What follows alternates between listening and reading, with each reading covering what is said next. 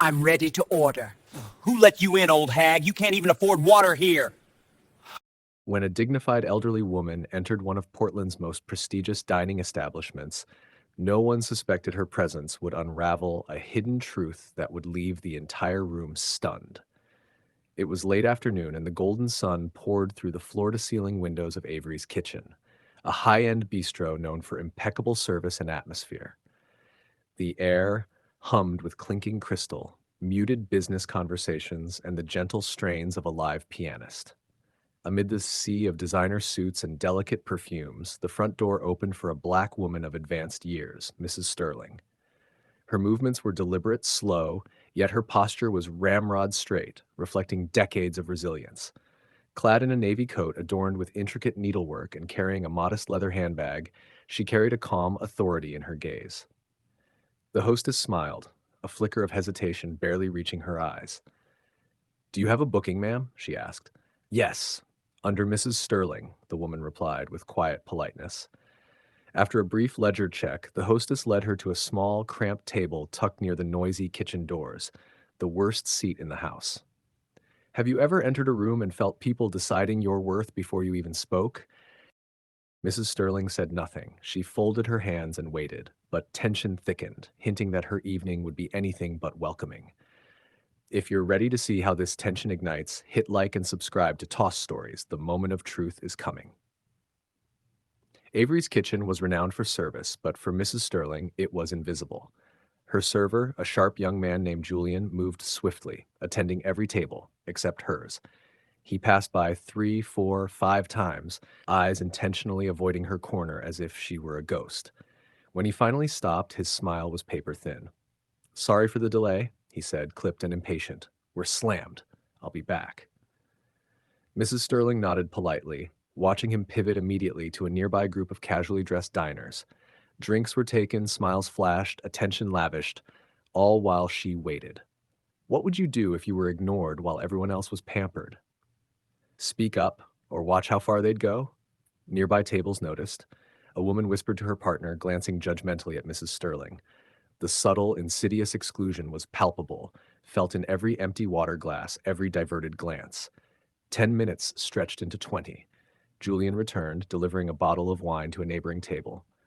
"Still haven't decided?" he asked, voice dripping with implication. "I'm ready whenever you are," she replied, calm yet intense. Her quiet dignity made Julian's smirk falter for a heartbeat. The tension in the room was growing. If you believe everyone deserves respect, hit like and stay tuned for the turning point. Not far away, a man in his late 30s sat at a high top near the bar, nursing sparkling water. Marcus Avery, sharp-eyed and composed in a tailored navy blazer, hadn't taken his gaze off Mrs. Sterling for the last 30 minutes. Every skipped rotation, every sigh, every dismissive glance had been cataloged. Marcus wasn't just another diner, he was the founder of Avery's Kitchen. And the woman being ignored? His mother. Have you ever watched someone you love be disrespected and had to hold back your anger? Marcus gripped his glass, knuckles whitening, choosing to observe rather than act. He wanted to see the culture he had built or failed to enforce fully revealed. The restaurant manager, Sarah, approached him, sensing his intensity. "Is everything all right, sir?" "Watch table 12, he murmured, voice low but commanding. "Don't interfere. See how Julian handles it." Back at the corner table, Mrs. Sterling raised her hand politely. Julian groaned audibly, irritation clear in the room. The disrespect was now public. Diners grew silent, waiting to see what would happen next. The storm was about to break. If you're hooked, subscribe to Toss Stories and tell us in the comments, how would you act if you were Marcus? The silence became brittle. Julian's arrogance was almost tangible. "I'll be back in a minute," he snapped, turning his back, then froze. Marcus rose. The atmosphere shifted instantly. The room felt smaller as he crossed the dining floor. Julian had begun joking with a coworker about the stubborn woman, but he stopped mid-laugh when Marcus reached him. "Julian," Marcus said, voice low but cutting. The smirk evaporated, confusion overtaking his face. "Oh, Mr. Avery, I didn't realize you were in today." "I've been here 30 minutes, Marcus replied, eyes like flint. "Every second I watched you." "Watched? What?" Julian stammered, voice trembling. Marcus gestured to the corner table. "I watched you ignore my mother. Treat her like an inconvenience. Leave her water empty while smiling at others. Laugh 10 feet away. Julian's face drained of color. Mrs. Sterling sat calmly, hands folded, gaze steady. Your mother? He whispered. The woman who taught me dignity for all, Marcus said sharply. The woman you thought beneath notice. Have you ever seen someone realize they made the biggest mistake of their life? If you think Julian finally faced the truth, hit like now. The finale is next. The room was silent. Even the pianist froze. Julian opened his mouth to speak, but Marcus cut him off with a sharp gesture. Save it. No apology fixes what everyone just witnessed. Marcus turned to Sarah. Take over table 12. Give my mother the experience she deserves. Starting now. Sarah hurried to refill Mrs. Sterling's glass, apologizing profusely. Marcus faced Julian. Cold. Final. Hand over your apron. You're done for the day. We'll discuss your future tomorrow.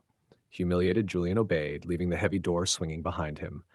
Marcus crossed the room and sat beside his mother, his stern expression softening.